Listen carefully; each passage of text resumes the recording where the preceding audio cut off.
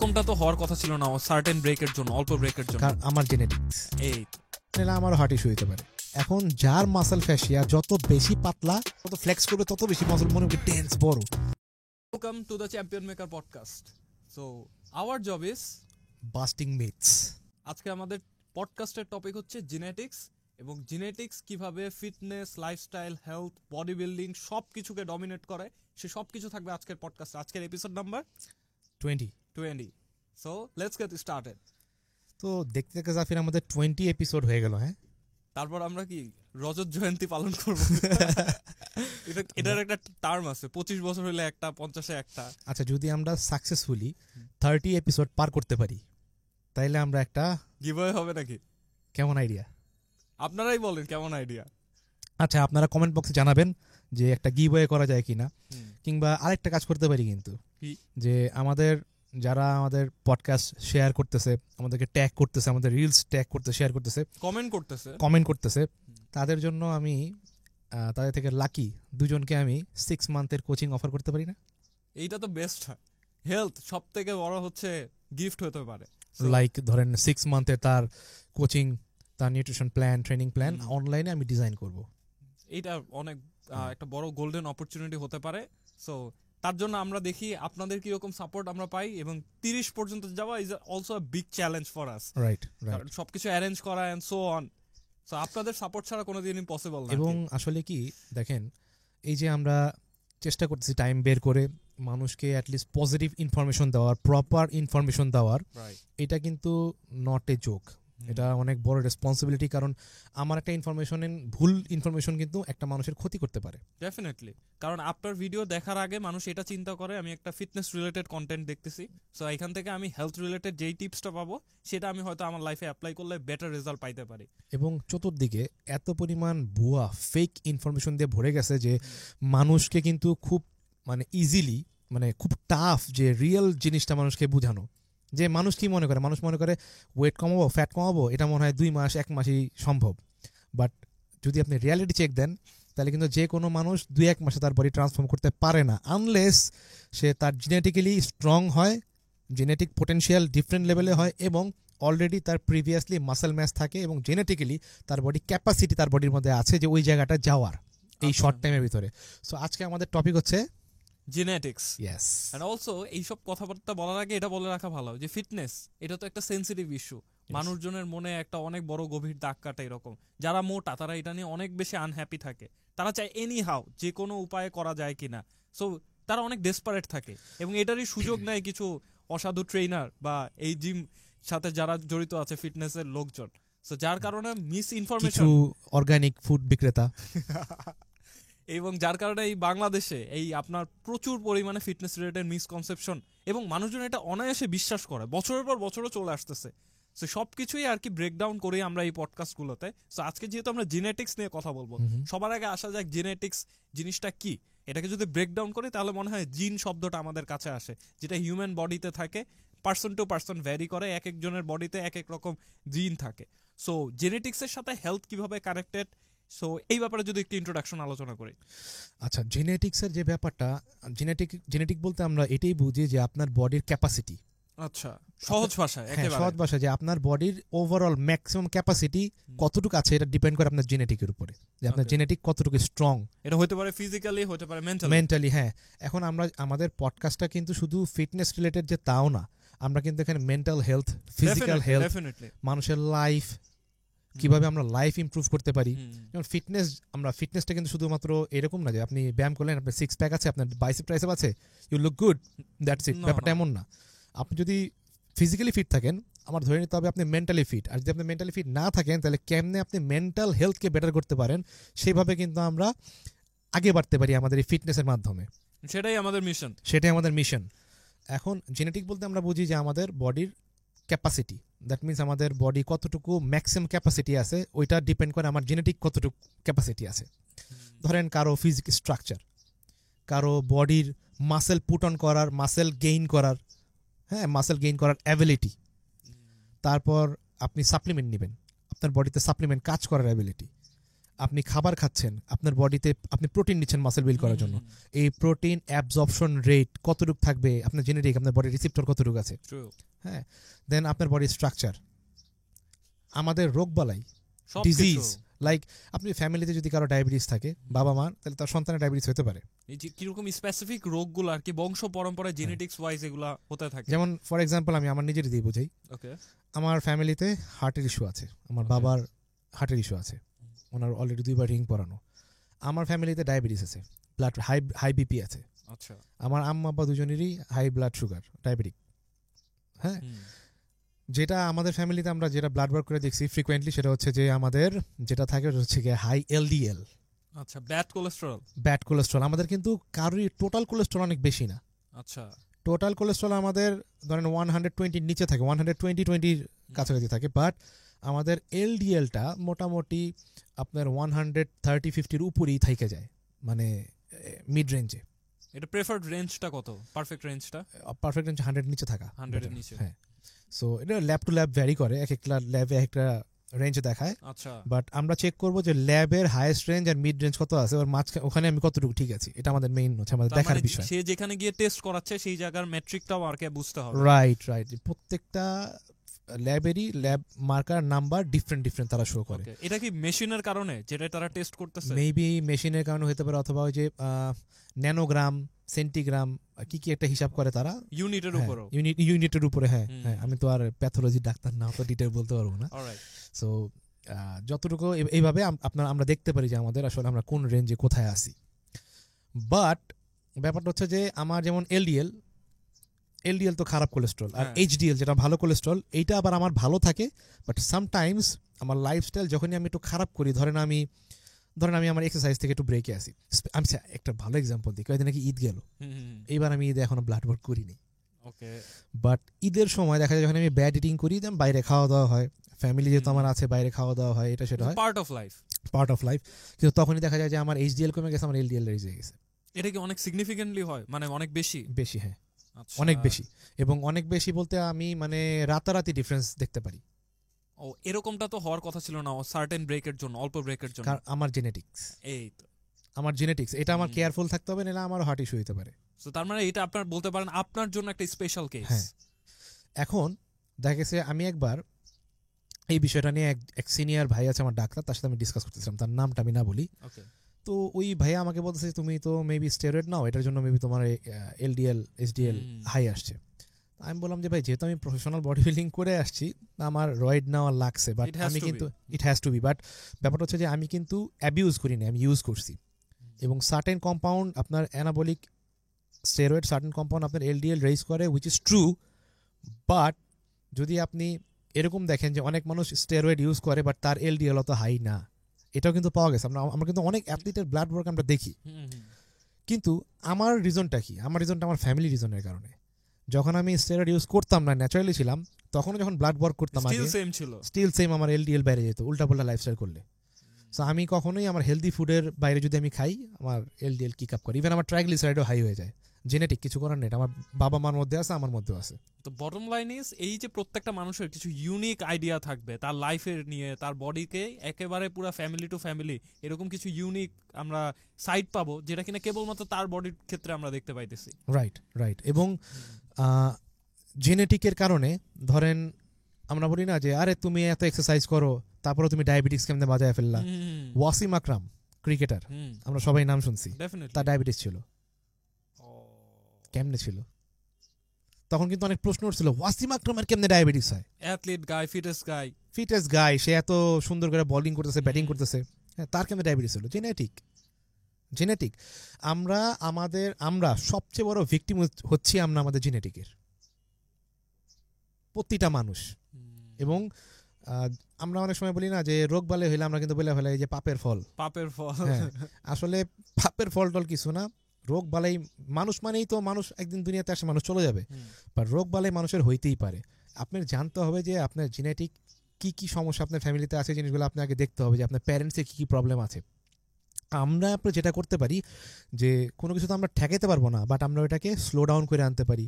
Even self defence হইতে পারে। Self defence হইতে পারে, দেখা গেল যে এক জায়গায় যুদ্ধ লাগছে, গোলাগুলি হইতেছে, এখন আমি যদি ধারণাই করে নেই যে এই জায়গায় তো গোলাগুলি হইতেছে, আমি তো আজকে মরি যাবো গুলি খায়, তাইলে কিন্তু আমি আসলে বাঁচতে পারবো না। True. আর যদি আমি চিন্তা করি যে না, এখান থেকে আমি বের হয়ে আসবো আজকে, আমি দেখি না কতটুকু নিজেকে সেভ করে বের করে নিয়ে আসতে পারি। Strong mindset. হ্যাঁ, আইদার আপনি বাইচাও যেতে পারেন, অথবা যেখানে আপনি মানে কয়েক ঘন্টা বাইচা গুলি খেয়ে মরে যেতেন, সেখানে আপনি অ্যাটলিস্ট 1-2 মাস বেশি বাঁচতে পারেন বাঁচার মতন। সো এটার জন্য আমি বলি যে ফিটনেস মানে কিন্তু খালি আপনি মাস্কুলার হবেন, আপনি অমুকের মতন তমুকের মতন বডি বানাবেন তা না। ফিটনেস মানে হচ্ছে আপনার ইনার হেলথ এবং বাহির থেকে এবং ভিতর থেকে দুটো জায়গায় আপনি যাতে প্রপার সুস্থ থাকতে পারেন, ভালো থাকতে পারেন। At the same time mind as well. So Definitely. আমরা অনেক ডিটেলে যাব এইসব কথাবার্তা নিয়ে। তো আমরা এই জেনেটিক পোর্শনটাকে দুইটা ভাগে ভাগ করতে পারি, এই এক্সটার্নাল অ্যান্ড ইন্টারনাল যেটা। সো এক্সটার্নালি আসবে হচ্ছে ফিজিক্যাল অ্যাপিয়ারেন্স। তো বাইরে থেকে কার বডি দেখতে কিরকম লাগতেছে, muscle shape, muscle size, muscle ম্যাসের পরিমাণ, সব কিছুই তো আমরা এক্সটার্নাল এই জেনেটিক্সের মধ্যে আনতে পারি। সো সবার প্রথম যেটা আমাদের অতি পরিচিত একটা টার্ম আছে, মানুষজন বডি টাইপ ভাগ করে ফেলে, একটোমর্ফ, এন্ডোমর্ফ, মেসোমর্ফ। এটা আমরা অনেক পপুলার একটা কথাবার্তা শুনি। সো এইরকম বডি টাইপে প্রশ্ন এখানে দুইটা, বডি টাইপ কি বলে কি এরকম 3টা পোর্শন আদৌ এক্সিস্ট করে কিনা? বই পুস্তকের ভাষা যদি হিসাব করেন তাহলে অবশ্যই আছে, কিন্তু আপনি যদি প্র্যাকটিক্যাল লাইফে কারো ডায়েট প্ল্যান গুছাইতে চান, এটার কোনো ভিত্তি নেই। আমি আজ পর্যন্ত একটোমর্ফ, এন্ডোমর্ফ আর মেসোমর্ফ নিয়ে কোনো ডায়েট প্ল্যান আমি তৈরি করিনি, কিন্তু আমি অনেক বেটার রেজাল্ট প্রডিউস করতে পারছি। Just to know that person, তার সম্বন্ধে জানার চেষ্টা করছি ইন ডেপথ, যে তার কোন ফুড তার ডাইজেস্ট হয়। যেমন অনেকে আমাকে এসে বলে যে আমি কি কার্ব খেলে মোটা হয়ে যাই, বেশিরভাগ মানুষই কিন্তু এটা বলে যে আমাকে কার্ব কম দেন, আমি কার্ব খেলে মোটা হয়ে যাই। তো ওই লোকটাকে আমি জিজ্ঞেস করছি যে আপনি কি শিওর যে আপনি কার্ব খেলে মোটা হয়ে যান, নাকি না আপনি কার্ব খাওয়ার পাশাপাশি সারাদিন আরো এক্সট্রা ক্যালোরিজ ইনটেক করেন? তখন বলে যে না, আমি তেমন কিছু খাই না তো ভাইয়া। আমি বললাম একটু মনে করে দেখেন না। তখন সে বলে যে না, অনেক সময় দেখা যায় ক্ষুধা লাগলে 4-5টা আপেল খেয়ে ফেলাই, ক্ষুধা লাগলে 5-6টা কলা খেয়ে ফেলাই। এই যে গাও ভাই ক্যামেরার পিছনে হাসতেছে, যদিও উনি এটা করে না। হ্যাঁ, অনেকে বিস্কিট খায় প্রচুর, স্ন্যাক্স। তারপরে অনেকে বলে কি যে আমি বাদাম খেয়ে ফেলাই, বাদাম তো হেলদি, সমস্যা নাই তো, এরকম বলে করে। পৃথিবীতে এমন কোনো কিছু নেই যেটা 0 ক্যালোরি, এমটি ক্যালোরি। কম আর বেশি ক্যালোরিজ আছেই। ইভেন 0 ক্যালোরি যে আমরা সুক্রোজ প্যাকেট খাই, ওইটার মধ্যে তো আপনার ম্যালটোডেক্সট্রিন দেওয়া থাকে। ওইটার যে দানাগুলো আছে, দানাগুলোটা কিন্তু একসাথে জোড়া লাগানোর জন্য, বাইন্ডিং করার জন্য কিন্তু ম্যালটোডেক্সট্রিন অ্যাড করা হয়, which is a fast acting carbohydrate, maltodextrin. তাহলে ওটা কেমনি 0 ক্যালোরি হয়? ওইখানেও ক্যালোরি আছে ডেফিনেটলি। পৃথিবীতে এমন কোনো জিনিস নাই যেটা ক্যালোরি ফ্রি। মনে হয় পানি তো আমার কাছে মনে হয় পানি খাওয়ার আগেও ভাবতে হবে না। আসলে ব্যাপারটা এমন না, মানে আমরা ক্যালোরি নিয়ে অনেক সময় অনেক বেশি ফ্রিক আউট হয়ে যাই, আবার অনেক সময় কি করি একবারই কাউন্ট করি না।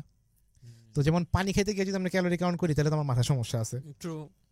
আবার দেখা যায় আবার দেখা যায় যে আমরা অনেক সময় ভেজিটেবল খাই, অনেক সময় কিছু ভেজিটেবল আছে এগুলা starchy vegetables, like starch, tomato, মিষ্টি কুমড়া, লাউ, তারপর ইভেন ব্রকলি। আপনি যদি ব্রকলি হিসাব করেন, ব্রকলি, গাজর, এগুলোর মধ্যে কিন্তু কার্ব আছে। হ্যাঁ, তো এগুলো যদি ধরেন আপনি ভেজিটেবল খাইতেছেন, আপনার প্ল্যানে লেখা আছে ভেজিটেবল, 100 গ্রাম ভেজিটেবল, আপনি ওখানে চিন্তা করেন ভেজিটেবল তো হেলদি, আমি 300 গ্রাম খাই না, তাহলে কি আপনি এক্সট্রা ক্যালোরি নিচ্ছেন না? এক্সট্রা ক্যালোরি ইনটেক হবে, ঠিক না? তো এই কারণে দেখা যায় যে অনেকে বলে যে আমি ভাত খাইলে মোটা হয়ে যায়, বাট আপনি যদি ভাত, আপনার রিকোয়ারমেন্ট ক্যালোরিজ, রিকোয়ারমেন্ট কার্বোহাইড্রেট, আপনার ডেইলি কার্ব ইনটেক, ধরেন আপনার প্ল্যানে ডেইলি 100 গ্রাম কিংবা 150 গ্রাম কার্বোহাইড্রেট প্ল্যানে দেওয়া আছে, কার্বোহাইড্রেট, আমি 150 গ্রাম ভাতের কথা বলতেছি না, 100 গ্রাম ভাতে 28 গ্রাম কার্ব থাকে। তো আমাদের দেখতে হবে কত গ্রাম কার্বোহাইড্রেট আমার দরকার। তো ডেইলি যে আমার কার্বোহাইড্রেট ইনটেক আছে, ওই পরিমাণ কার্ব যদি আমি সারাদিন ভাতও খাই, কি হবে আপনার ক্ষতি? কি খারাপ হইতে পারে আপনার? আপনার যতটুকু দরকার ততটুকুই তো খাচ্ছেন। হ্যাঁ, আপনার খারাপটা কি হইতে পারে এখানে? এখন আসেন জেনেটিক, যেহেতু আমাদের টপিক, অনেক মানুষ আছে যাদের বডি রাতের বেলা, সার্টেন পিপল আছে যারা রাতের বেলা যখন আপনি রেস্টিং পিরিয়ড, আপনার ক্যালোরি বার্নিং ওই সময় কম, ওই রেস্ট আওয়ারে যখন আপনি ভাত নিচ্ছেন, তখন আপনার বডি সামটাইমস কি অন্যভাবে রিয়্যাক্ট করতেছে, আচ্ছা, অন্য টাইপসের কেমিক্যাল রিয়াকশন দেখাচ্ছে। তখন আপনার বডি ভাত খাইলে কেন জানি আপনার বডি বার্ন আউট করতে পারছে না, ওই ব্লাড সুগারটা আটকায় রেখে দিতেছে। হ্যাঁ, কারণ যেহেতু ফিজিক্যাল অ্যাক্টিভিটি নাই, রেস্টে দ্যাট থাকবে। মিন্স আপনি ওই সার্টেন ফুড সেনসিটিভ সার্টেন টাইমে। সো এখানে টাইমিংও চলে আসতেছে বিষয়টা। হ্যাঁ, এর মানে এই না যে আপনি ভাত সেনসিটিভ, আপনি ফুড সেন্সিটিভ সার্টেন টাইম, এরকম প্রতিটা মানুষই আছে যে কেউ না কেউ কোনো না কোনো ফুড সেন্সিটিভ। অনেকের দেখবেন রাতে মাছ খাইলে হজম হয় না, দুপুরে মাছ খাইলে হজম হয়। আমি এরকম মানুষও দেখছি, আমি এরকম ক্লায়েন্টের সাথে অলরেডি আমার এরকম ক্লায়েন্ট আছে এখন। রাতে সে ফিশ খেতে পারে না, কোনো ফিশ সে রাতে টাচ করতে পারে না, বাট ইজিলি সে রাত্রে বেলা এগ, ফিশ, চিকেন মানে নামাই দিতে পারে। এগ চিকেন নামাই দিতে পারে। হ্যাঁ সরি, এগ আর চিকেন নামাই দিতে পারে। Egg chicken beef sorry fish ভুল করে বলে ফেলছি। বাট রাতে তারে ফিশ দিবেন, সে হজম করতে পারে না। বাহ, ভেরি উইয়ার্ড কেস, হ্যাঁ। বাট এরকমও হয়। বাট এটা কিন্তু একটা এক্সপেরিমেন্ট, এটা একটা এক্সপিরিয়েন্স হলো আমার। আমি জানতে পারলাম যে সার্টেন ফুডও মানুষের শরীরে সার্টেন টাইমে সার্টেন ভাবে রিয়্যাক্ট করে। পুরোপুরি জেনেটিকের উপর ডিপেন্ডেন্ট। আপনার জেনেটিক, মানে এই কারণে আমি সবাইকে একটা কথা বলি, কিছুদিন আগে আমি একটা ভিডিও বানাইছি যে পিনাট বাটার নিয়ে, যে peanut butter definitely peanut butter healthy fat, but আপনার জন্য যেটা হেলদি ওটা আমার জন্য হেলদি নাও তো হইতে পারে। যদি আমার আমার স্টমাকে পিনাট অ্যালার্জি থাকে, পিনাট অ্যালার্জি, অ্যালার্জি বলতে আমরা কি বুঝি? অ্যালার্জি বলতে আমরা অনেকে মনে করি স্কিন র্যাশ হয়ে যায়, লাল হয়ে যায়, ওটা কিন্তু স্কিন অ্যালার্জি, ওটা ডিফারেন্ট জিনিস। ওটা হচ্ছে আপনার ব্লাডে অ্যালার্জি বেড়ে গেলে ওই জিনিসটা হয়। বাট যদি আপনার স্টমাকে, যেখানে গিয়ে আমাদের ফুডটা ডাইজেস্ট হয়, ওই জায়গায় যদি সার্টেন ফুডে আপনার অ্যালার্জি থাকে, তাইলে কিন্তু আপনি ওই ফুডটা খাওয়ার পর আপনার পেটে গ্যাস হবে, ব্লোটিং হবে, আপনি ইনডাইজেশন ফিল করবেন, বেটার ফিল করবেন না, অস্থির লাগবে, উসপিস লাগবে, ঠিক না? তো পিনাট বাটার হয়তো বা জাফির আপনার স্যুট করতেছে, আপনার ভালো হয়, আমার হয় না। এখন আমি আমার আরেকটা এক্সাম্পল দিই, আরেকটা জিনিস বলি। আমি দিনে যদি এক টেবিল স্পুন 15 গ্রামের থেকে বেশি পিনাট বাটার দিনের সকালবেলা বাদে অন্য বেলায় খাই, আমার গ্যাস ব্লোটিং হয়, আমি ওই দিন আর কোনো ফুড ডাইজেস্ট করতে পারি না। শুধু সকালে যদি নেন তাহলে প্রবলেম হয় না। ধরেন মর্নিং টাইম 7 AM টু 12 এর মধ্যে যদি আমি নেই তাহলে প্রবলেম হয় না। 12 এর পর যদি আমি 1 টেবিল স্পুনও নেই, আমার গ্যাস ব্লোটিং শুরু হয়ে যায়। টাইমের সাথেও কিভাবে বডি রেসপন্স, এটা আমার বডি, এটা আমি অনেক বছর ধরে অনেক কিছু ট্রাই করে দেখে আসছি। আবার অ্যালমন্ড বাটার সারাদিনে 5 চামচ খেলাম, মানে 15 গ্রাম করে 45 গ্রাম খেলেও আমার কিছু হয় না।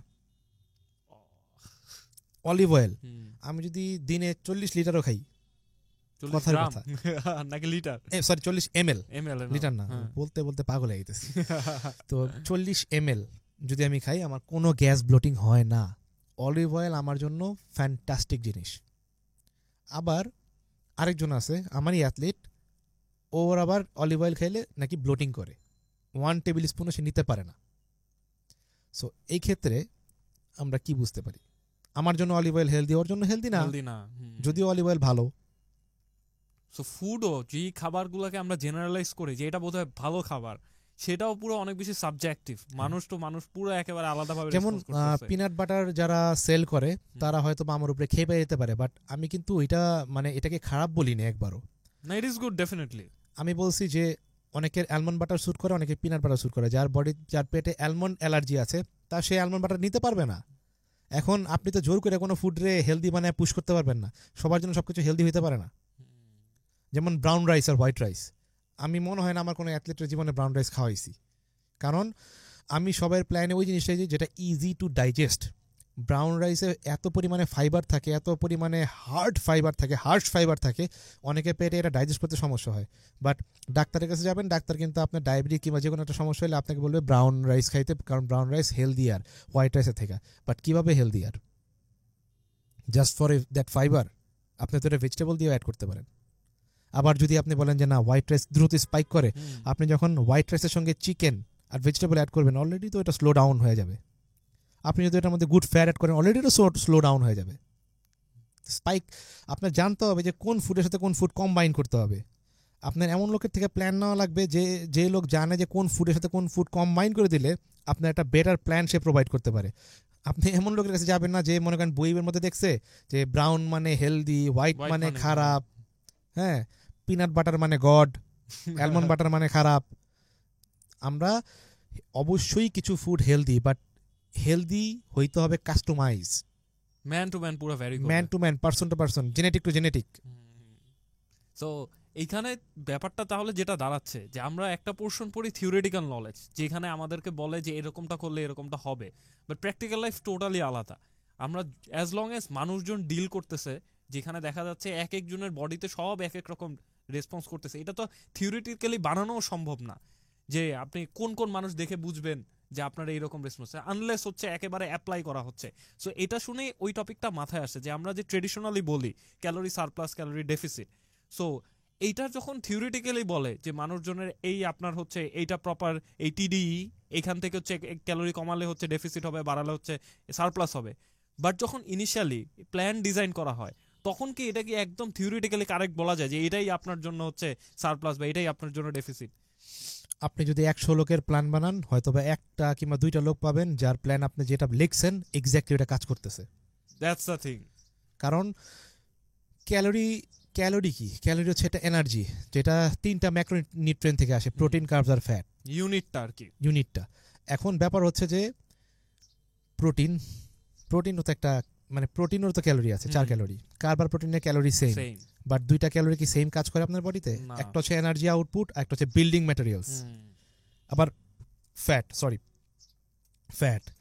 ফ্যাটের কাজ কি? ফ্যাট যেমন আপনার মাসেল বিল্ডিংয়ে হেল্প করে, পাশাপাশি ফ্যাট আবার আপনাকে এনার্জি দিতে হেল্প করে। যখন আমরা রেস্টিং টাইমে থাকি কিংবা স্লো কোনো মুভমেন্টে কাজ করি তখন কিন্তু আমাদের বডি থেকে মানে ফ্যাট আমাদেরকে ফুয়েল হিসেবে সাপ্লাই দেয়। হ্যাঁ, আবার ধরেন আমরা যখন সারাদিন মানে কোনো ফাস্ট মুভমেন্ট করি, এক্সারসাইজ করি, রানিং করি, দৌড়ের উপর থাকি আর কি, ইভেন আমরা যখন ব্রেনও ইউজ করি তখন কিন্তু গ্লুকোজ ইউজ করি, হ্যাঁ, ব্রেনের খাবার গ্লুকোজ। তো আমাদের বডির যে কোনো এনার্জি সোর্সের প্রাইমারি সোর্স কিন্তু, মানে এনার্জি যখন বডি ইউজ করবে, বডির প্রাথমিক যে প্রিফারেন্সটা থাকে, যেটা আর কি বডির প্রাথমিক চাহিদা থাকে, সেটা হচ্ছে গ্লুকোজ, কার্বোহাইড্রেট। হ্যাঁ, তো ধরেন আপনি একটা ডায়েট একজনকে সেট করে দিলেন, অথবা প্রথম উইকে আইদার সে গেইন করবে কিছু, আনলে ড্রপ করবে, আনলে ওয়েট সেম থাকবে, কিন্তু আপনি কিন্তু এক্স্যাক্টলি কারো প্ল্যান সেট করতে পারবেন না। এবং 1 সপ্তাহ 2 সপ্তাহ পর কিন্তু তার প্ল্যান আপনাকে হাত দেওয়াই লাগবে, মাস্ট থিং। কারণ আমরা একটা জায়গায় প্রথম সবাইরই মনে করেন একটা প্ল্যান যখন আমরা কেউ দেই, আমরা কিন্তু আগে এক্সপেরিমেন্ট করে দেখি যে এই প্ল্যানটা তার কতটুকু কাজ করতেছে। কারণ আপনি তো ওই লোকটার সাথে যখন নতুন কারো প্ল্যান সেট করবেন, তার সাথে তো আপনি অলরেডি কাজ করা থাকেন না, তা আপনার তার বডি সম্বন্ধে জানা লাগে। ট্রু, কারণ তার আগে কি খাবার খেত কিংবা হচ্ছে কি ধরনের খাবার সে লাস্ট কাপল অফ মান্থসে নিয়ে আসছে, কোন সময় কি খাবার খেয়েছে, মানে তার যে ওভারঅল নিউট্রিশন সেটা জানার জন্য তো হইলেও এই এক্সপেরিমেন্টটা নেসেসারি। যেমন আমি একটা এক্সাম্পল দিই, আমারই এক ক্লায়েন্ট, তারে যখন আমি প্রথম ফ্যাট লস করাই তখন তার মাসেল ম্যাস খুবই কম ছিল, মানে ছিল না বললেই চলে, স্কিনি মোটামুটি, না স্কিনি বাট ফ্যাট। ও আচ্ছা, মাসেল কম বাট বডি ফ্যাট অনেক। ওকে। তো তাকে যখন আমি প্রথম ফ্যাট লস করাই, ধরেন তার ডায়েটটা আমার যতটুকু মনে পড়ে, আমি মনে হয় 2250 ক্যালোরির মতন ছিল তার ডায়েটটা। ওকে। তো 2250 ক্যালোরি থেকে তার আস্তে আস্তে কমাইছি, দেন আবার বাড়াইছি, আবার কমাইছি, এভাবে করে তাকে আমি একটা জায়গায় নিয়ে তাকে রিপ করে দিছি। তারপর সে রিপ করে দেওয়ার পর সে একটা বিজনেস ট্যুরে বাইরে চলে যায়। ওকে, কতদিনের জন্য? প্রায় 1.5 মাস সে ছিল না দেশে। ওকে। এই 1.5 মাস পর যখন সে আসে, সে ওখানে যে প্রচুর পরিমাণে অ্যালকোহল কনজিউম করে এবং সে উড়োধুরা খাওয়া দাওয়া করে, একদম মানে কোনো ডায়েট নাই। এবং সে কাট ডাউনটা শেষ করে যখন সাথে সাথে ডায়েট ব্রেকটা করছে, তার বডিতে একটা বাজে রিবাউন্ড হয়েছে। ওই রিবাউন্ড থেকে প্রথমে ওয়াটার গেইন করছে, তারপরে সে ফ্যাট গেইনও করছে। কারণ 1.5 মাস অনেক টাইম। হ্যাঁ, কারণ আমরা যখন কোনো একটা cut down program, fat loss program শেষ করি, আমাদের বডি কিন্তু একদম পুরো স্পঞ্জের মতন হয়ে থাকে, যে শুকনা স্পঞ্জ থাকে না, আমরা যে ডিশ ওয়াশ করি যে স্পঞ্জগুলো, এরকম। তখন আপনি যখন শুকনা একটা স্পঞ্জে পানির মধ্যে দেন, তখন কিন্তু ও ম্যাক্সিমাম পানি পুরো সব সাকশন করে একদম যা পারে, লিমিটেশন ছাড়া একদম পুরো ফুল হয়ে যায়, ঠিক না? একদম দেখবেন ওটা তুলে দেখবেন পানি টপটপে পড়তেছে। সেম আমাদের বডিও কিন্তু একই অবস্থা হয়। তো উনি যখন দেশে আসার পর যখন আমার সাথে আবার মিট করে বলতেছে যে ভাই আমার তো অবস্থা খারাপ, এখন আমাকে আবার ঠিক করেন, তখন অলরেডি তারে আমি অনেকদিন ট্রেনিং করেছি, মাসেল ম্যাস তার আসছে, যাই ছিল তার চেয়ে তো একটু মাসেল ম্যাস আসছে। তারপর যখন তার প্ল্যানটা আমি 1 মাস কিন্তু সে বাইরে ছিল, কিন্তু 1 মাস পর কিন্তু সে আমার কাছে এসে জয়েন করেনি, তার মাঝখানে আরো গ্যাপ ছিল। ওকে। হ্যাঁ, মোটামুটি 4-5 মাস পর সে আবার আসছে। ও আচ্ছা, তাহলে তো বিগ টাইম। হ্যাঁ, বিগ টাইম। বাইরে ছিল 1 মাস 1.5 মাস। আসার পর যখন আমি তাকে ট্রেনিং করাইলাম, আমি ওই তার বডি ওয়েট, ওই ফ্যাট অবস্থায় তার যে বডি ওয়েট ছিল, ওই বডি ওয়েটই সে মোটামুটি তার কাছাকাছি ছিল। এরপর আমি যখন তার ডায়েট প্ল্যানটা সেট করলাম, 2600 ক্যালোরির উপরে ছিল, 2670-80 এরকম। অথচ যখন শুরুতে ডিজাইন করেন তখন ছিল 2250 এর মতো, 2260। হ্যাঁ, তো 2600 ক্যালোরির মতন তার প্ল্যানটা ছিল। এবং ওই প্ল্যানই যখন তাকে আমি দিছি, সে প্রথম উইকেই তার 2 কেজি নাই হয়ে গেছে। এবং ওই প্ল্যান তার 4 উইক পর্যন্ত আমার হাত দেওয়া লাগেনি, সে কন্টিনিউয়াসলি ওয়েট লস করছে এবং আস্তে আস্তে তার পুরো বডি কম্পোজিশন চেঞ্জ হয়ে গেছে। তাহলে এটাতে আপনি কি বুঝবেন?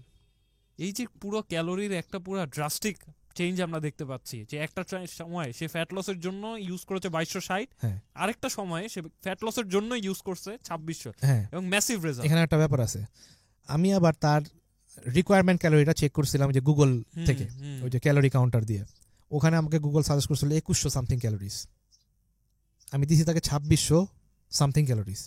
ওটা তার বডি 4 উইকস পর্যন্ত ধুমায় ওয়েট লস করছে। 4 উইকস নিয়ারলি 1 মান্থ। হ্যাঁ, এবং ওয়েট লস করছে, তার স্ট্রেংথ ড্রপ করেনি, ওই প্ল্যানে তার স্ট্রেংথ বিল্ড আপ হয়েছে, তার বডি ফ্যাট কমে আসছে, বডি কম্পোজিশন চেঞ্জ হয়েছে এবং সে বেটার ফিল করছে, এবং ওই প্রিভিয়াস ট্রান্সফরমেশন থেকে এরপরে ট্রান্সফরমেশনটা অনেক কুইক হয়েছে। আরো ড্রাস্টিক। হ্যাঁ, রিজন কি? এটা রিজন হচ্ছে তার বডি কম্পোজিশন, তার মাসেল ম্যাস যখন আমি তাকে ট্রেন করেছিলাম তখন তো সে কিছু মাসেল ম্যাস গেইন করছে, ওই মাসেল মেমোরিগুলো ব্যাক করার পর তার বডি আরো বেশি বার্ন করতে পারছে, মেটাবলিক্যালি সে অ্যাক্টিভ হয়ে গেছে তার মাসেল থাকার কারণে, ঠিক না? তো এইখানে ক্যালোরির থেকে বেশি ইম্পর্টেন্ট হচ্ছে আপনি তাকে কি খাবার দিচ্ছেন। আমি তার 2650 ক্যালোরির মধ্যে তার কার্ব যেরকম বাড়াই দিয়েছিলাম, তার প্রোটিনও বাড়াই দিয়েছিলাম। ওকে। ইভেন ফ্যাট আমি প্রথমে মডারেট রাখছি, তারপর আস্তে আস্তে আমি ফ্যাটও বাড়াইছি যখন আমি কার্ব কমাইছি। প্রোটিন হাই ছিল। হ্যাঁ, এবং সেম ক্যালোরির ভিতরে আমি মাঝে মাঝে ম্যাক্রোসে ঘুরাইছিও। ঘুরানো বলতে জাস্ট ফ্যাট এবং কার্ব নিয়ে খেলছি, প্রোটিন একটু বাড়াইছি, আবার অনেক সময় সেম রাখছি, কিছু কিছু মিলে অ্যাড করছি, 10 to 20 গ্রাম করে আপ করেছি, ডিপেন্ড অন তার কন্ডিশন, তার অবস্থা, তার হাঙ্গার। ঠিক আছে? তো ব্যাপারটা হচ্ছে যে ক্যালোরি হচ্ছে একটা নাম্বার, যে নাম্বারটা দিয়ে আপনি খুব স্মার্টলি খেলতে পারেন যদি আপনার জানা থাকে কিভাবে আপনি ম্যাক্রোনিউট্রিয়েন্টকে প্রপার ইউজ করতে পারেন। It's all about macOS.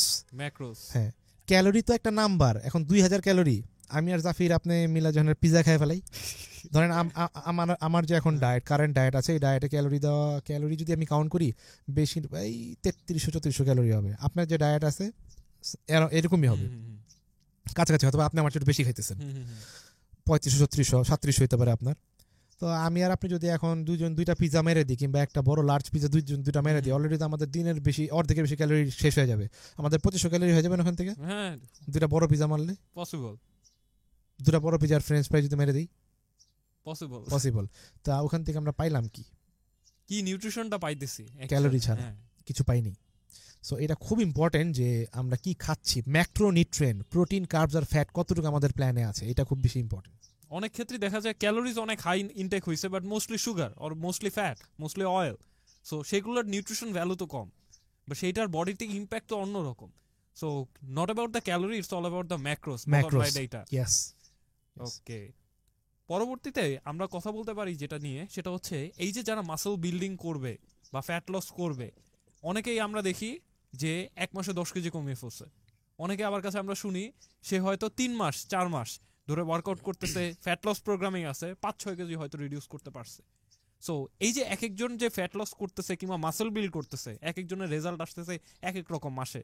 এটার কারণটা কি? মাসল বিল্ডিং এবং ফ্যাট লস বা রিকভারি, এগুলোর যে টাইম টু টাইম ভ্যারি করতেছে, এটাও কি তার মানে জেনেটিকের মধ্যে আছে যে সে কতটুকু মাসল গেইন বা লস করতে পারবে, ফ্যাট লস করতে পারবে আর কি? দেখেন, অনেকে আছে যে কেউ দেখবেন 1 মাসে তার মাসেল ফ্যাট লস করে মাসেল গেইনও অনেকে করে ফেলতে পারে। আবার অনেকে দেখবেন যে মাসের পর মাস করতেছে, বাট তার muscular development com, but fat কমে আসতেছে, বাট স্লো। আমরা মনে করি কি যে ওই লোকটা মেবি কোনো একটা সিক্রেট প্ল্যান ফলো করতেছে, বাট আমরা যদি ভালোভাবে লক্ষ্য করি, যে লোকটা খুব দ্রুত কমতেছে, তার মাসেল গেইনের, তার বডির মাসেল হোল্ড করার, মাসেল গেইন করার ক্যাপাসিটি অনেক বেশি, তার বডির প্রোটিন রিটেন করার ক্ষমতা অনেক বেশি। ধরেন আমি আর আপনি 100 গ্রাম প্রোটিন খেলেন, আমি 100 গ্রাম প্রোটিন খেলাম। ধরেন আমি গেইন করলাম 1 কেজি, আপনি গেইন করলেন 3 কেজি। এখন আমি বলতে পারি না জাফির মেবি প্রোটিনের মধ্যে কোনো একটা ম্যাজিক মিলাই নিছে, এটাই তো মানুষ স্বাভাবিকলি বলে। বাট আমি যদি এভাবে চিন্তা করি যে জাফিরের বডিতে প্রোটিন স্টোর করার, অ্যাকচুয়ালি প্রোটিন তো ভালো স্টোর করতে পারে না, প্রোটিন রিটেইন করার, নাইট্রোজেন রিটেইন করার, প্রোটিন অ্যাবজর্পশন করার, কাজে লাগানোর ক্যাপাসিটি অনেক বেশি আমার থেকে। যদি আমি এটা মেনে নিতে পারি, তাহলে আমি মানসিকভাবে শান্তিতে আমি আগে বাড়তে পারবো। আর যদি মেনে না মানতে পারি, তাহলে আমি চিন্তা করবো Zafir maybe Zafir maybe steroid নিছে, জাফির মেবি Extra সিক্রেট অন্য কোনো কিছু পিল নিছে, নিছে, হ্যাঁ জাফির মেবি গ্রোথ হরমোন নিছে এই কারণে গ্রো হয়ে গেছে, জাফির মেবি ইনসুলিন নিছে। হ্যাঁ ইভেন মানে আপনি যাই ইউজ করেন, যেটাই নেন, যেই লোকের বডিতে জেনেটিক্যালি রিসিভ করার ক্ষমতা বেশি থাকে সে আপনার চেয়ে বেশি আগায় যাবে যদি আপনার তার চেয়ে রিসিভ করার ক্ষমতা কম থাকে, আপনার ওয়ার্ক এথিক যতই ভালো হোক। যতই হার্ড ওয়ার্ক এন্ড এফোর্ট দেন না কেন। হ্যাঁ। কারণ জেনেটিক অনেক বড় একটা জিনিস। জেনেটিক্যালি অনেকে বডি ফ্যাট তা দ্রুত বার্ন করতে পারে, আবার জেনেটিক্যালি অনেকের বডিতে ফ্যাট একটু কম স্লোলি বার্ন হয়। এখন এই দুনিয়াতে আমরা যদি মানুষের সঙ্গে রেস করতে থাকি খালি যে আমার অমুকের চাগা যেতে হবে তমুকের চাগা যেতে হবে, তাহলে কিন্তু আসলে আমি প্রোগ্রেস করতে পারবো না। আমাদের প্রতিটা মানুষের বডির মেকানিজম, কাজ করার ক্ষমতা, রিসিভ করার ক্ষমতা, রেজাল্ট পাওয়ার ক্ষমতা ডিফারেন্ট। একটা স্কুলে যখন অনেক স্টুডেন্টরা পড়াশোনা করে তখন কি সব স্টুডেন্টরা ভালো রেজাল্ট করে? না না। তাইলে ধরেন দেখা যাচ্ছে যে যেই ছেলেটা স্কুলের সময় ফার্স্ট হইতো আর যেই ছেলে ফার্স্ট হইতো ফার্স্ট বেঞ্চে বসতো ফার্স্ট হইতো, আবার একটা ছেলে একদম লাস্ট বেঞ্চে বসতো, রেজাল্ট করতে অ্যাভারেজ, কিন্তু সে যখন চাকরি করতে গেল লাইফে গিয়ে সে অনেক বড় একটা চাকরি পেয়ে গেল, অনেক ভালো একটা কাজ করলো লাইফে। আবার দেখবেন যে ফার্স্ট বয় ছিল ও ভালো, ওর থেকে পিছিয়ে আছে কাজের দিক থেকে, ও ভালো চাকরি পায়নি ওর মতন। এটার কারণটা কি? মেধা। হয়তোবা সার্টেন পড়াশোনার জন্য ও জেনেটিক্যালি দুর্বল ছিল, বাট ও যে কাজটা যে চাকরিটা ও নিছে ওই চাকরিটার জন্য ওর ব্রেন ওর ওর ওর ভিতরের যে ইচ্ছা শক্তি ওই চাকরির জন্য ওর জেনেটিক পোটেনশিয়াল অনেক বেশি ছিল। সচিন টেন্ডুলকার সবাই হইতে পারছে? সবাই তো ক্রিকেট খেলে, কারণটা কি? জেনেটিক। তার হার্ডওয়ার্ক তো অবশ্যই আছে, কিন্তু তার ভাই ওর মতন কি করে পারছে মারতে? অনেকেই তো মারছে, ওনার মতন একটা প্লেয়ার পাইছে না। ক্যাপাসিটি সবকিছুই জেনেটিক ক্যাপাসিটি। কারণ মানে এটা হচ্ছে কি যে জেনেটিক্যালি মানে তারে বানানো হয়েছে ক্রিকেটের জন্য। এটা গড গিফটেড বলতে পারি আমরা। সো জেনেটিক্স, আমাদের জেনেটিকটা আমাদের গড গিফটেডই ট্রু সবার জন্য। হয়তো কোনো মানুষের সার্টেন দিক থেকে উইক মানে আল্লাহ আমাদের দিছে, আবার অন্য দিক থেকে হয়তো তারা অনেক পটেনশিয়াল বানাইছে। ডেফিনেটলি। সো আমাদের যেটা করা লাগবে অ্যাকচুয়ালি পটেনশিয়ালটা কোথায় আছে সেটা খুঁজে বের করতে হবে। একটা দিক হয়তো আমার ভালো লাগে বাট ওই দিকে হয়তো আমার পটেনশিয়াল নাই, এটা দেখে আপসেট হয়ে যায় যে we are good for nothing. But potential তো আছে অবশ্যই, এটা শিওর, বাট কোন জায়গায় আছে সেটাই খুঁজে বের করতে হবে। অনেকে আছে সে জানেই না তার পটেনশিয়াল কই আছে, কারণ সে অলস, ট্রু, তার কাজ করার ইচ্ছা নেই। বাট আমরা প্রতিটা মানুষই কিন্তু কোনো না কোনো পটেনশিয়াল নিয়ে আসছি। যদি আমরা আমাদের পটেনশিয়াল জানতে পারি, বের করতে পারি, তাহলে আমরা খুব স্মুথলি লাইফে আগে বাড়তে পারবো।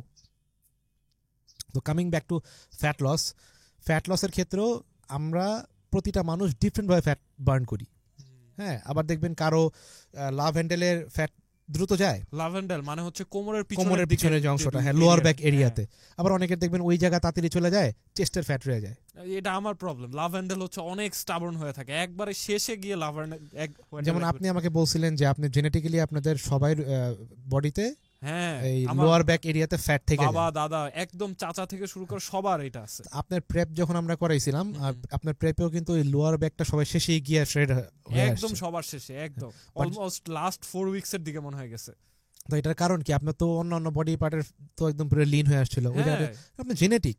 ট্রু, এটা জেনেটিক মানে জেনেটিক অনেক কিছু, আমাদের অনেক কিছু ডিপেন্ড করে জেনেটিক। যে এই জেনেটিক্যালি আপনার হাইট, আমরা অনেকে বলি না যে চিন আপ মারলে ঝুললে হাইট বাড়ে, হ্যাঁ, বাট আপনার যদি ইভেন আপনি গ্রোথ হরমোন, অনেকে যে ছোট ছোট বাচ্চাদের গ্রোথ হরমোন দেয় যেসব দেশে আপনার হাইট বাড়ে না, হাইট বাড়ানোর জন্য। এখন ধরেন আমি যদি গ্রোথ হরমোন নিই, আমার কতটুকু হাইট বাড়বে? বাড়বে না তো, বাড়লে তো বাড়তোই, আমি তো নিচ্ছি অলরেডি। তো ব্যাপারটা হচ্ছে এরকম যে জেনেটিক, আপনার কতটুকু হাইট বাড়বে টোটালি আপনার জেনেটিকের উপরে। আপনার প্যারেন্টস যদি লম্বা থাকে, অনেক সময় প্যারেন্টস লম্বা থাকলে বাচ্চা লম্বা হয় না, হয়তো বা সে অন্য কোনো জেনেটিক পাইছে। হ্যাঁ, হতে পারে চাচা বা হতে পারে দাদা। আমি যেমন আমার বাবা আমার দাদির জেনেটিক পাইছি, ওনাদের হাইট খুব একটা বেশি না, আমারও হাইট খুব একটা বেশি না। আমার ছোট ভাই আবার লম্বা, ও আবার মার দিকের সাইড থেকে পাইছে। We never know. হ্যাঁ, ইভেন আমার যে চাচা, আমার আপন মেজো চাচা, উনি আবার লম্বা, উনি মেবি আমার দাদা লম্বা ছিল, আমার তার মতন পাইছে। আমার ভাই ওইরকম পাইছে। তো দেখেন আমরা কিন্তু একই বাপ মার সন্তান, বাট ডিফারেন্ট কমপ্লিটলি, কারণ জেনেটিক। সো এই পোর্শন পর্যন্ত আমরা আলোচনা করেছি অ্যাকচুয়ালি ইন্টারনাল যে জেনেটিক্সের ফর্মেটটা। এবার আমরা কিছুটা এক্সটার্নাল জেনেটিক নিয়ে কথা বলতে চাই। সো এবার আসবে হচ্ছে অ্যাপিয়ারেন্স। এক্সটার্নাল মানে বাহ্যিক, একদম বাহ্যিক। সো এখানে অনেক বড় একটা কনসার্ন, মানুষ এসে বলে যে আমার এই নায়কের মতো বডি বানানো লাগবে, জন আব্রাহাম হইতে হবে, কিংবা আমার টাইগার শ্রফের মতো বডি চাই, কিংবা তার যে অ্যাবস, আঁকা বাঁকা অ্যাবস, আমরা এরকম অ্যাবস চাই না, আমরা চাই একদম সুন্দর সিমেট্রিক্যাল অ্যাবস, পুরো সুন্দর থাকবে, ডান আর বাম সব সমান সমান থাকবে, 6টা অ্যাবসই থাকতে হবে, 4টা থাকলে হবে না। অনেকে কোশ্চেনও করে যে আপনার কি 2 প্যাক, 4 প্যাক নাকি 6 প্যাক। 2 প্যাক মানে আপনি হয়তো বেশি হার্ডওয়ার্ক করেন নাই, এরকম মানুষের ধারণা। তো আপনি যদি হয়তো বেশি হার্ডওয়ার্ক করতেন বা বেশি দিন জিম করতেন, আপনার বোধহয় 6 প্যাকই হইতো, কিংবা শাহরুখ খানের মতো 8 প্যাকও হয়ে যেতে পারতো। এই কনফিউশনটার একটা কমপ্লিট আনসার চাই। 6 প্যাক দিয়ে শুরু করি, হ্যাঁ, এটা বেশি পপুলার। ট্রু। আর্নল্ড শোয়ার্জনেগার আমরা সবাই চিনি, হুম, ওনার কয়টা অ্যাবস? ওনার অ্যাপসটা আনক্লিয়ার, মানে এটা তো কাউন্ট করতেই অনেক অসুবিধা হয়েছে। 4টা, 4টা, মানে ডিপ লাইন হ্যাঁ, 4টা ক্লিয়ার। ওকে। আপনি কি ওনারা বাদ দিয়ে দিবেন? না না না না, উনি legend, true. Mister Olympia Arnold Schwarzenegger, governor, তারপরে আবার নায়ক, সবই তার মধ্যে ক্যাপাসিটি আছে, এবং তাকে দেখে অনেকে বডি বিল্ডিং শুরু করছে। অনেকের তার বডি inspiration, অনেকের জন্য আইডল, অনেকের ইভেন আমার inspiration। নিজের কাছে ভালো লাগে। হুম, আবার বর্তমান যুগের একজনের নাম বলি, যেমন ধরেন আপনার জে কাটলার। হুম, জে কাটলারের অ্যাপস কিরকম, একটু উঁচা নিচে আঁকা বাঁকা, কিন্তু তার কিন্তু অনেকগুলা প্যাক্স আছে। হ্যাঁ, আবার আপনি ধরেন হাদি চোপান, হুম, সবাই আমরা হাদি চোপান এখন চিনি, মিস্টার হ্যাঁ অলিম্পিয়া, মিস্টার অলিম্পিয়া, তার অ্যাপস গুলো কিন্তু অনেক সুন্দর, তার একদম পুরো একদম। সেরাটাস, অবলিক্স, পুরো একদম শার্প এন্ড ডিটেইল। হ্যাঁ অবলিক্স, দেন আপনার প্যাক গুলো একদম পুরো সমান সমান, হুম। ডিপ লাইন, 8টা 6টা 6টা পুরো পুরো চাকা চাকা অ্যাপস। হ্যাঁ, আবার আপনার ধরেন ক্রিস বামস্টেড, তার অ্যাপস কিন্তু খুব একটা বেশি সুন্দর না, এই কারণে কিন্তু সে True. ভ্যাকিউম করে ফেলে ট্রু। খুব কুইক। এখন আপনি কি বলতে চান যে ক্রিস বামস্টেড কম হার্ডওয়ার্ক করে অ্যাবসের জন্য? নেভার, আচ্ছা, হাদি চোপান কি একটু বেশি হার্ডওয়ার্ক করে অ্যাবসের জন্য? নেভার। আর্নল্ড শোয়ার্জনেগার কি কম হার্ডওয়ার্ক করছে? তাহলে কেন তাদের অ্যাবস 4টা? কারণ জেনেটিক। আপনার মাসেলের শেপ, আপনার বডিতে প্রতিটা অ্যাবডোমিনালও তো একটা মাসেল, আপনার আমার বডিতে প্রতিটা মাসেলের শেপ কেমন হবে, এটা টোটালি মাসেলের শেপ কেমন হবে টোটালি ডিপেন্ড করে আপনার আমার জেনেটিকের উপর। আপনি যেটা করতে পারি ম্যাক্স মাসল বাড়াইতে পারি আর কমাইতে পারি।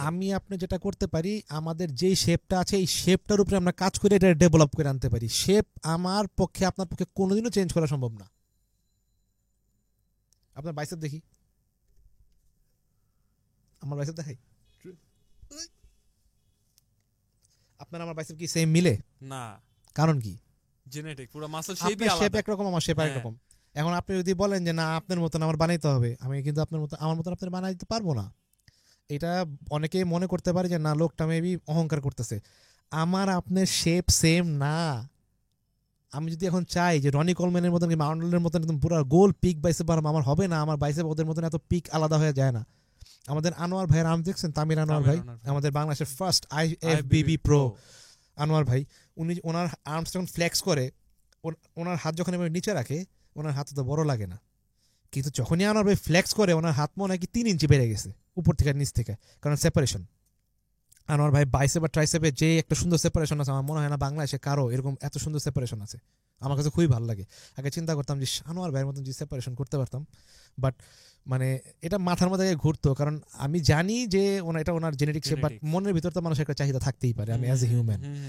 আনোয়ার ভাই যখন ফ্লেক্স করে ওনার বাইসেপ পুরো আলাদা হয়ে উপরে উঠে যায় পিক, আর ট্রাইসেপের পিক নিচে দিয়ে ট্রাইসেপ মাসেল আলাদা হয়ে যায়। এটার জন্য ওনার আর্মসটা দেখতে আরো বড় লাগে। আবার দেখবেন সেম আনোয়ার ভাইয়ের থেকেও আনোয়ার আর্মসের সাইজ বড় এরকম আরেকটা লোক যদি আমি দেখি, তারটা ফ্লেক্স করেন আনোয়ার ভাইয়ের সামনে দাঁড়ায় গেলে তারটা সাইজে বড়, মাপলে বড় পাবেন, কিন্তু দেখতে বড় লাগে না, সেপারেশন কম, জেনেটিক শেপ। এখানে একটা ইন্টারেস্টিং ব্যাপার হচ্ছে, আমরা এটাও শুনি, অনেকেই বলে যে সে হয়তো ভুলভাল ব্যায়াম করছে যার কারণে তার শেপ সুন্দর না। সে যদি চার্লস গ্লাসের কাছে গিয়া, world famous trainer Charles glass, তার কাছে গিয়ে যদি আর্মস মারে, আনোয়ার ভাইয়ের সাথে যদি তার শেপ না মিলে, জেনেটিক মানে মাসেল শেপ যদি সেম না হয় দুজনের, তার মতন বানাতে পারবে না। ট্রু। আমি ড্যাম শিওর যে আনোয়ার ভাই আর্মসের পিছনে তেমন একটা এফোর্ট দেয় না যে পরিমাণ এফোর্ট উনি ওনার ব্যাক আর লেগসের পিছনে দিছে। কারণ আনোয়ার ভাইয়ের সাথে আমি ওয়ার্কআউট করছি, আমি চিনি, কিন্তু জেনেটিক্যালি ওনার শেপটাই এরকম, বাট উনি অনেক কষ্ট করছে, বাট ওই যেটা ছিল ওইটা আরো ডেভেলপ হয়ে আসছে। তো আমাদের প্রত্যেকটা মানুষেরই মাসেল শেপ স্ট্রাকচার ডিপেন্ড করে আমার জেনেটিকের উপর। আমরা এটাকে আসলে চেঞ্জ করতে পারি না, আমরা এটার প্রোগ্রেস করা, আমরা মাসেলের শেপের চেহারা তো চেঞ্জ করতে পারবো না, বাট আমার যেটা আছে এটা নিয়ে প্রোগ্রেস করতে পারবো। ধরেন আমার একটা জমি আছে, এই জমিটার সাইজ যতটুক, ধরেন আমার 2 কাঠা জমি, 2 কাঠা জমির উপরে তো একটা নির্দিষ্ট অ্যামাউন্ট অফ সাইজের বাড়ি আপনি বানাইতে পারবেন নাকি? হ্যাঁ এখন আমি যদি আফসোস করি যে না 2 কাঠায় জমি আছে বাড়ি বানাবো না, তাহলে তো আর হইলো না। আপনার এই 2 কাঠার উপরে আপনি বাড়ি ডেভেলপ করেন, যেটা আপনার কাছে আছে সেইটাকে আপনি ডেভেলপ করেন। এবং ওইটাও তখন সুন্দর লাগবে দেখতে। ডেফিনেটলি যদি আপনি ওটাকে ডেভেলপ করতে পারেন প্রপার ভাবে, আপনি বাড়ির মধ্যে ডিজাইন করতে পারেন না সুন্দর করে বানায়, এরকম আপনি আপনার বডিটাকে সুন্দর করতে পারেন। আপনি যত লিন থাকবেন, মাসেল ম্যাচিওর থাকবে, গ্রেইনি থাকবে, দেখতে সুন্দর লাগবে। আবার আরেকটা জিনিস বলি এখানে, দেখবেন যে অনেকের, আচ্ছা এমনি এক্সাম্পল দিই, আলবি ভাই আর আলামিন ভাই দুইজনই আমাদের পরিচিত, মানে ওনাদের নাম নিলাম এই কারণে কারণ দুজনই আপনি চিনেন। দেখবেন আলবি ভাই আর আলামিন ভাইয়ের কিন্তু বডির সাইজ একই, দুজনের সাইজের ডিফারেন্স নাই, হাইট বা স্ট্রাকচার বলতে পারেন, স্ট্রাকচার দুজনের বডি ওয়েটও কাছাকাছি, একদম কাছাকাছি। ওকে, কিন্তু দেখবেন যে আর্মস ওয়াইজ যদি আপনি খেয়াল করেন, আলবি ভাই আমাকে জিজ্ঞেস করে আচ্ছা আলামিন ভাইয়ের আর্মসের একটা লুক আছে, আমার আর্মসে রিপ্ট হয়ে গেল এই লুকটা আসে না, আর ওনার রিপ্ট না থাকলেও এই লুকটা থাকে, রিপ্ট থাকলে এই লুকটা আরো বাইরে যায়, কারণ কি? তখন আমি আলবি ভাইকে বলছিলাম যে ভাই দেখেন মাসেল ফ্যাশিয়া নামে একটা জিনিস আছে। মাসেল ফ্যাশিয়া, ফ্যাশিয়া মানে হচ্ছে কি, যদি আমি নর্মাল মানুষের বোঝার জন্য বলি, আমরা যখন কোনো হোটেল রুমে যাই, ধরেন আমরা কোনো হোটেলে গেছি থাকতে, ভালো হোটেলগুলোতে গেলে আপনাকে একটা ফ্রুট বক্স দেয়, মানে ফ্রুট বাস্কেট দেয়, সরি ফ্রুট বাস্কেট, কমপ্লিমেন্টারি। ওই বাস্কেটটার উপরে একটা পাতলা একটা পলিথিনের মতন পেঁচায় না? হ্যাঁ, আমাদের মাসেল ফ্যাশিয়াটা এরকমই দেখতে, ঠিক আছে? এখন যার মাসেল ফ্যাশিয়া যত বেশি পাতলা, তার মাসেল নর্মাল ফ্লেক্স ছাড়া রাখলে তত বেশি ডেন্স লাগবে দেখতে, কারণ ভিতর থেকে মাসেল ফাইবারগুলো ফ্যাশিয়ার কারণে দেখা যায়, এবং যত ফ্লেক্স করবে তত বেশি মাসল মনে হবে ডেন্স বড়। এটা রিজন কিন্তু আপনার ফ্যাশিয়াটা পাতলা। আচ্ছা, এখন কিছু মানুষ আমরা জেনেটিক্যালি মাসেল ফ্যাশিয়া পাতলা নিয়ে আসছি, আবার কিছু মানুষ আমরা জেনেটিক্যালি মাসেল ফ্যাশিয়া মোটা নিয়ে আসছি। মাসেল ফ্যাশিয়া আপনি চাইলেও পাতলা করতে পারবেন না, ওটা আপনার জেনেটিক জিন্স। এখন দেখবেন কারো যেমন আমার চেস্ট, আমি যে এখনো আমি কিন্তু মানে আমি সেমি লিন, অনেক লিন না।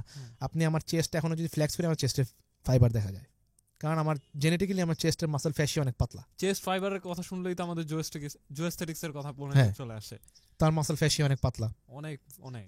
হাদি চোপান সবচেয়ে বড় এক্সাম্পল হচ্ছে হাদি চোপান। যদি আপনি চিন্তা করেন মাসল ফ্যাশিয়া তার সবচেয়ে অনেক পাতলা, তার ফ্রন্ট বডির মাসল ফ্যাশিয়া দেখেন, সে যখন ফ্লেক্স করে অফ সিজনেও তার চেস্ট, আপার প্যাক্টোরিয়াস, লোয়ার প্যাক্টোরিয়াস, ক্রস স্টেরিয়েশনস সব একদম পুরো প্রপার লাইন দেখা যায়।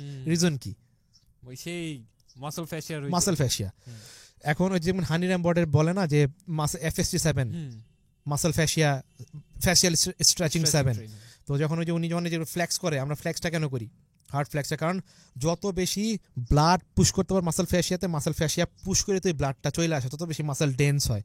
বাট আপনার যদি মাসল ফ্যাশিয়া ন্যাচারালি পাতলা না থাকে, তাহলে কিন্তু আপনি ওই লুকটা পাবেন না, একটা লোকের যে গ্রেনি লুকটা আছে। তো এইটাও কিন্তু ডিপেন্ড করে। আমরা অনেক সময় দেখে বলি না যে এই লোকের অ্যাবস দেখা যায়, অফ সিজনে এত মোটা তাও অ্যাবস দেখা যায়, আবার এই লোকে এত লিন তাও এর মতন দেখা যায় না। কারণটা কি? কারণ ওনার অ্যাবডোমিনাল এরিয়ার মাসল ফ্যাশিয়াই পাতলা।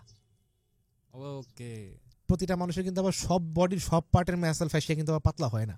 হ্যাঁ, এক পার্টে হচ্ছে সেপারেশন ভালো দেখা যায়, আরেক পার্টে সেপারেশন ভালো নাই দেখা যায়। এটা হচ্ছে আপনার মাসল ফ্যাশিয়ার থিকনেসের উপর ডিপেন্ড করে, এটা তো জেনেটিক। আমরা দেখলাম অন এভারেজ পুরো প্রত্যেকটা জিনিসই পুরাপুরি আর কি ডিটারমাইন হচ্ছে বাই ডিফল্ট জেনেটিক দ্বারা। সো আমরা আসলে ওই জিনিসগুলোর উপর যে কন্টিনিউয়াসলি একটা ফোকাস বা একটা ক্লেইম থাকে যে এটাকে আমরা এরকমই বানাবো, সেটা আসলে কোনোদিনই সম্ভব হয় না। না, রিয়েলিস্টিক গোল হচ্ছে আমার যে স্ট্রাকচার আছে, মানে বেটার হচ্ছে আপনি কোনো ভালো যদি কোনো কোচ হায়ার করতে পারেন, তাকে গিয়ে আপনি বলতে পারেন যে আচ্ছা ভাইয়া আমার যে স্ট্রাকচার আছে এইটার উপরে আমি কি করতে পারি, তাইলে আপনি প্রপার স্যাটিসফ্যাকশনটা পাবেন, নাইলে আপনি কোনোদিনও শান্তি পাবেন না। কারণ যখনই আমরা চিন্তা করা শুরু করবো আমার অমুকের মতন হইতে হবে, তমুকের মতন হইতে হবে, তখন কিন্তু আমার শান্তি শেষ। ট্রু। আর এখানেও একটা বড় ব্যাপার আছে, যাদেরকে আমরা পারফেক্ট বলি সবার মধ্যেই কিন্তু পারফেকশনের বাইরেও সবারই কিছু না কিছু উইক জোন আছে। সো তার মানে আমরা যেটা ধরে নেই, হইতে পারে কারো অ্যাবস 2 প্যাক বা 4 প্যাক বাই ডিফল্ট 6 প্যাক নাই, সে যদি এটা নিয়ে আফসোস করে, এমনও হতে পারে তার অনেক স্ট্রং জোন আছে, হতে পারে তার আর্মস অনেক বড় বা সুন্দর, হতে পারে তার ব্যাকের এই সেপারেশন বা ফ্যাশিয়াগুলো অনেক বেশি ভিজিবল। সো উইক জোন প্রত্যেকেরই আছে এবং সেখানে আবার স্ট্রং জোনও আছে। ফর এক্সাম্পল আমি আপনাকে ইউজ করি এক্সাম্পল হিসাবে। আপনি যখন জাফির প্রথম আপনাকে আমি দেখি, তখন দেখে কি কখনো আইডিয়াও করতে পারিনি যে আপনি এইরকম একটা গুছানো 6 লিন ফিজিক হইতে পারে। ট্রু, অনেক মোটা ছিল, ঠিক না? কিন্তু যখন আমরা কাট ডাউনের শেষের দিকে চলে আসি আপনি কিন্তু পুরো অ্যাবস ট্যাবস ব্যাক ট্যাক একদম পুরো ডেল সেপারেট ডেল আর্ম সব কিন্তু সব, ডেভেলপ করা হ্যাঁ, গেছে। হুম। হয়তোবা অনেক বড় মাসল ছিল না, যেটা হয়তো ভবিষ্যতে হয়ে যাবে, কারণ ট্রেনিং এক্সপিরিয়েন্স কম। হ্যাঁ। হুম। কিন্তু যেই একটা লুককে আপনি চলে আসছেন, বেশিরভাগ মানুষই কিন্তু আমাকে জিজ্ঞেস করছে যে জাফির কি স্টেরয়েড নেয়। কেউ জিজ্ঞেস করেনি জাফির কি ডায়েট করে, জাফির কি ট্রেনিং করে, কেউ জিজ্ঞেস করেনি। That's সব- pathetic. হ্যাঁ, সবাই জিজ্ঞেস করছে জাফির কি স্টেরয়েড নেয়, কি স্টেরয়েড দিয়েছেন। তো আমি সবাইকে একটাই কথা বলছি, আচ্ছা ভাই, একটা ছেলে ডেভেলপ করছে, ছেলেটার কেন স্টেরয়েড নিতে হবে? ওর হার্ড ওয়ার্ক, ওর নিউট্রিশন কি কোনো কাজের না? আপনি আপনার হার্ড ওয়ার্ক আর ডেডিকেশন, আপনার ডায়েট, আপনার ট্রেনিংটা সাইডে ফেলায় দেখেন, শুধু স্টেরয়েড নেন ঘরে বসে বসে, আপনার বডি হবে? Never.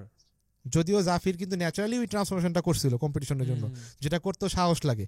এতগুলা এনহেন্স মানুষের সাথে স্টেজে গিয়ে দাঁড়াইছে, অবশ্যই আপনার সাহস কইরা এটা করতে হয়েছে। বাট আমার কথা হচ্ছে যে একটা মানুষ যখন একটা কাজ করে, ধরেন একটা লোকের জেনেটিক অনেক ভালো, সে একটা ভালো রেজাল্ট পাইলো, আরেকজন মানুষ দেখে বলো কি দূর স্টেরয়েড নিয়েছে, এই কারণে অনেক ভালো হয়েছে, আমি তো অনেক ট্রাই করতেছি, আমার হয় না। এটা হচ্ছে মানুষের থিঙ্কিং। হুম। তো আপনি দেখা যেতেছে যে মানে এটা ডিমোটিভেশন, এটা হচ্ছে রিয়ালিটি মেনে নেওয়া যে কেউ যদি জেনেটিক্যালি আপনার চেয়ে আগায় যায় থাকে, স্ট্রাকচারালি, ওয়ার্ক এথিক ওয়াইজ, হুম। ইন্টারনাল এক্সটার্নাল বোথ সাইড, অবশ্যই সেই লোক আপনার চেয়ে বেটার রেজাল্ট পাবে এবং কুইক রেজাল্ট পাবে।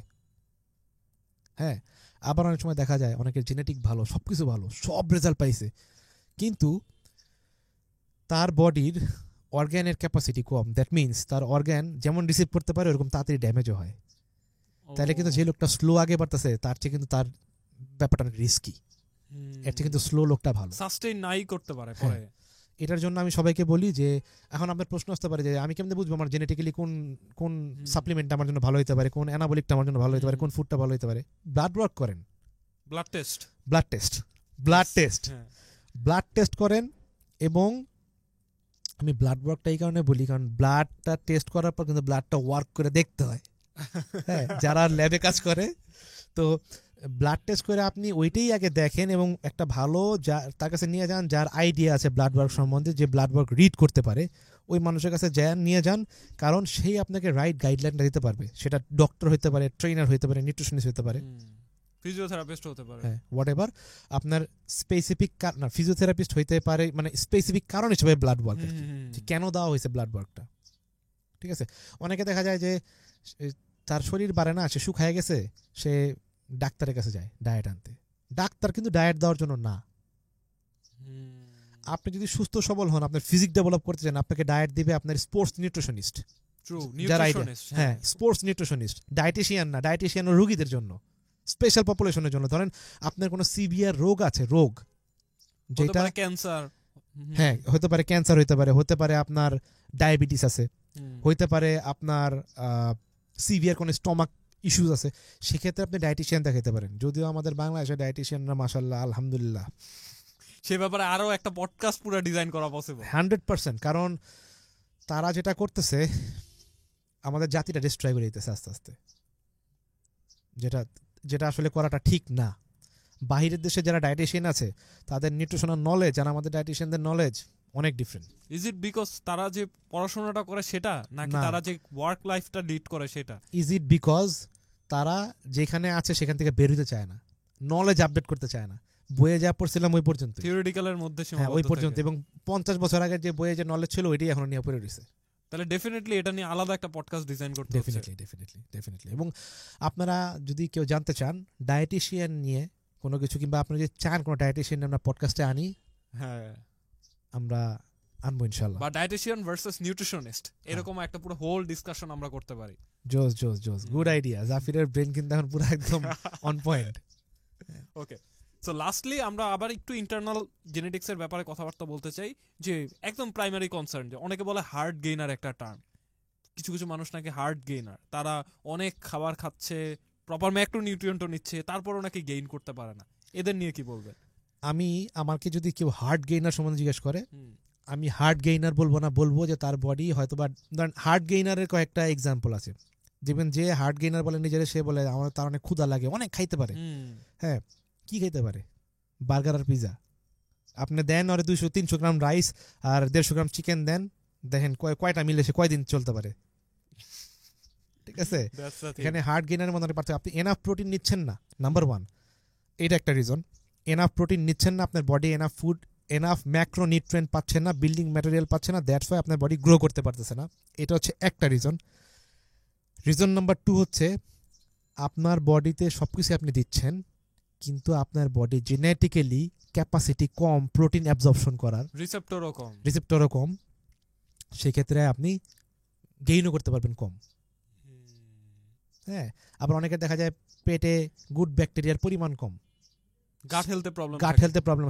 ম্যাক্সিমাম মানুষই যারা ফ্যাট লস প্রোগ্রামে আমি দেখছি যারা, ভাই বেশিরভাগ 90% মানুষের gut health issue, digestion problem. সে বলতেছে আমি অনেক কম ক্যালোরি খাই, আমার বডি ফ্যাট বার্ন করতে পারে না। আপনার বডি তো ফুড কাজেই লাগাতে পারতেছে না। পৃথিবীতে যদি কেউ আমাকে জিজ্ঞেস করে সবচেয়ে স্ট্রং ফ্যাট বার্নার কি, food is the best medicine, food is the best fat burner. এই ফুড দিয়ে ফুড রে প্রপার মডিফাই করে, ফুড রে প্রপার কাজে লাগায় আপনার বডিরে ফ্যাট বার্ন করে, আপনার মাসেল গেইন করে বডিরে কোন জায়গায় নেওয়া যাবে আপনার কোনো আইডিয়া নেই, আপনি ঠিকভাবে কখনো না করে থাকেন। That's interesting. এবং ওইটাই আমি আমার ক্লায়েন্টদের সাথে এবং আমি আমার অ্যাথলিটদের সাথে করার চেষ্টা করি। আপনি দেখবেন আমার রিসেন্ট 3-4 বছরে আমার কোনো অ্যাথলিট ফ্যাট বার্নার ইউজ করে না। হ্যাঁ, এবং যদি কইরাও থাকে একদম লাস্টের দিকে। কারণ ফুড আমি জানি হাউ টু প্লে, ফুডের সাথে কেমন খেলতে হবে, এটাই সবচেয়ে মাস্টার প্ল্যানার। এবং আমার যারা জেনারেল লাইফস্টাইল ক্লায়েন্ট আছে তারাও অনেক সময় অবাক হয়ে যায়। আমি হয়তো সুযোগ পেলে কখনো আমার কোনো ক্লায়েন্টকে আমি আমার পডকাস্টে আনবো, তারাও অনেক সময় অবাক হয়ে যায় কীভাবে সে আগে মনে করতো তার মেবি ভাত খাইলে তার বডি ফ্যাটই বার্ন করবে না, বাট আমার প্ল্যানে যখন আমি তাদেরকে সেট আপ করে দিচ্ছি, তারা হেলদিভাবে ফ্লেক্সিবলভাবে তাদের লাইফে তাদের খাবার এনজয় করে তারা চলতেছে। অনেক সময় আমার ক্লায়েন্ট বলে যে ভাই খাইতে খাইতে বোর হয়ে যায়, এত খাবার খাইতেছি তাও কেন, মানে ওয়েট লস হইতেছে কিভাবে হইতেছে। আবার আমাকে প্রশ্ন করে যে আমার একটু বুঝান তবে আমি এত খাই তাও আমার কেন, কিভাবে আমার ফ্যাট লস হচ্ছে, ওয়েট লস হচ্ছে। ইটস বিকজ আপনি রাইট টাইমে রাইট ফুড নিচ্ছেন। আপনার বডি ওই ফুডটাকে, ওই ক্যালোরিজটাকে, ওই ম্যাক্রোসটাকে প্রপারভাবে পজিটিভ ওয়েতে বডি ইউজ করতে পারতেছে, যখন যেটা যেখানে পার্টিশন করা দরকার। That is call food partitioning. Right প্লেসে রাইট ফুড সেন্ড করা, মোস্ট ইম্পর্টেন্ট থিং। রাইট প্লেসে রাইট ম্যাক্রোনিউট্রিয়েন্ট সেন্ড করা, that is call food partitioning. এটা যদি কেউ কারো বডিতে একবার সেট করা যায়, সে ম্যাজিকের মতন রেজাল্ট পাবে। সো ম্যাজিক পিলের ব্যাপারে আপনারা জেনে গেলেন। ডেফিনেটলি। তো জাফির, আজকে তো আমাদের পডকাস্টটা অনেকক্ষণ আমরা রান করে ফেললাম, তো আমার মনে হয় যে আমরা এনাফ ইনফরমেশন দিয়ে ফেলছি, রাইট? আর কিছু কি দরকার আছে কভার করার? না, যদি এর বাইরেও কারো কোনো কোশ্চেন থাকে আপনারা ইজিলি পডকাস্টের নিচে কোশ্চেন করে রাখবেন, এবং সেগুলো নিয়ে আমরা অবভিয়াসলি আমরা আনসার সেশন আরেকটা করতে পারি, কিউএনএ সেশন যেটা রাখি। সো এর বাইরেও কোশ্চেন থাকাটা খুবই স্বাভাবিক, এবং মানুষজনের যেহেতু জেনেটিক টপিকটার অন এভারেজ আমরা সামারি দেখলাম পুরো সাবজেক্টিভ, ম্যান টু ম্যান সব কিছু আর কি ভ্যারি করতেছে। সো আপনাদেরও কিছু স্পেসিফিক ম্যান টু ম্যান এরকম পার্সোনালাইজ প্রবলেম রেইজ হতে পারে, সেটা আপনারা ইজিলি এটা কোশ্চেন করার মাধ্যমে আমাদের সাথে ইন্টারকানেক্টেড হতে পারে। অ্যাজ ওয়েল আমাদের হচ্ছে এখন ডেডিকেটেড একটা ফেসবুক গ্রুপও আছে এই চ্যাম্পিয়ন মেকার পডকাস্ট নিয়ে, সেখানেও আপনারা আপনাদের কোশ্চেনগুলো রেইজ করতে পারেন। আর যদি কেউ fat loss, physique transformation contest prep করতে চান, আমার সঙ্গে যোগাযোগ করতে পারেন। আমার বিজনেস হোয়াটসঅ্যাপ নাম্বার আছে, আমি নিচে দিয়ে দিব, আপনারা কন্ট্যাক্ট করতে পারেন। এবং আমি আপাতত অনলি প্রিমিয়াম কোচিংই করাচ্ছি, কোনো ডিসকাউন্ট দিচ্ছি না। এবং যারা নিউবি, একদম জিমে নতুন আসছেন, জানেন না কীভাবে ট্রেন করতে হবে, কেমনে ডাম্বেল গ্রিপ করা দরকার, বারবেল গ্রিপ করা দরকার, কীভাবে ট্রেন করা দরকার, বেসিক, একদম বেসিক।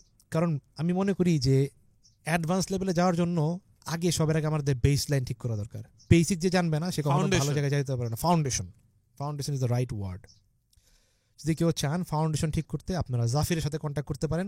কারণ জাফির, আমি এই কারণে বললাম কারণ জাফির এখন বিগিনারদের নিয়েও কাজ করতেছে, এবং বিগিনাররা জাফির সাথে কাজ করলে এই বেনিফিটটা এই কারণে পাবেন কারণ সে এখন বিগিনারদের সাথে কাজ করে মজা পাচ্ছে, এবং জাফিরও এই ফেজটা পার করে এখন আস্তে আস্তে অ্যাডভান্সের দিকে যাওয়ার চেষ্টা করতেছে, এবং জাফিরের এই আইডিয়াটা আছে কীভাবে বিগিনারদের সাথে কাজ করা যায়। সো আমি তো বিগিনারদের সাথে এখন কাজ করতে পারছি না কারণ আমার টাইম শর্টের কারণে, কিন্তু যদি কেউ বিগিনারদের সাথে কাজ করতে চান অবশ্যই জাফিরের সাথে কন্ট্যাক্ট করেন। ওকে, জাফিরের ইনস্টাগ্রাম, ফেসবুক, জাফিরের কোনো পেজ আমার জাফির আনাম এই পেজ নামেই এই পেজ अवेलेबल। তো আপনারা জাফিরের সঙ্গে যোগাযোগ করেন, ইনশাআল্লাহ আপনারা ভালো রেজাল্ট পাবেন এবং জানতে পারবেন how to train properly. Okay, so এই ছিল আজকে আমাদের on average the podcast genetics all about. So আপনাদের সাথে দেখা হবে পরবর্তী আরও কোনো পডকাস্টের এপিসোড নিয়ে, এবং সেই পর্যন্ত আপনারা হেলদি থাকবেন, হেলদি খাবেন এবং হেলদি লাইফস্টাইল লিড করবেন। আর আমাদের যে ইউটিউব চ্যানেলটা আছে, make sure you already share this video and subscribe. Like, share and subscribe.